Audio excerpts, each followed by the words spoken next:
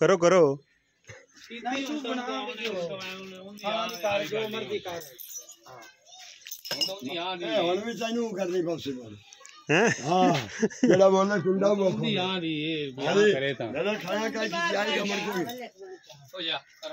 पीछे मारी पीछे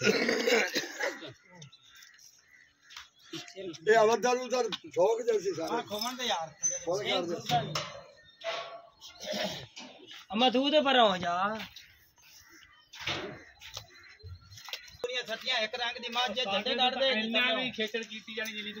जिन्हें नु आई खड़ा है हां झंडे गाड़ दे कि थल्ले बाजार बनावे कि मां जल्ला दे बना भाई दिन करो ते बह जाई ना कि चल वधिया होईयां थल्ले दा रोला कोई नहीं उठे बाहर जमी मांगते पैसे आली मां दी लेंदी है ठीक है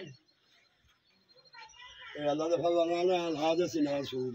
हां ना खुद ही दे फोटो आ गया खुद ही दा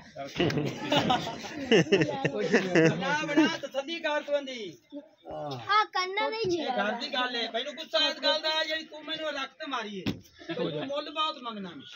ओ यार मुੱਲ ज्यादा होए ते डंगर विक जांदा हुन जायद हुन मोड़ा नहीं वेचदा समझा दे का हां जे जा रहेगा अगला का पीछे टुरते लाई दा ओ मोल तू ओसा कर दे यार गल है कि ओ इना मुੱਲ करदा ना ते ओने छाड़ दे मैनू मारा टोल ओने का चुक पैसे कैसे छड़ी चलो चलो तो ए डरदी आ खड़े एक मिनट मोरा फाड़ नहीं बस छड़ दे पैरों फिर बांध दे इथे नहीं भाई दे ने किथे जाना बस ओए पते बस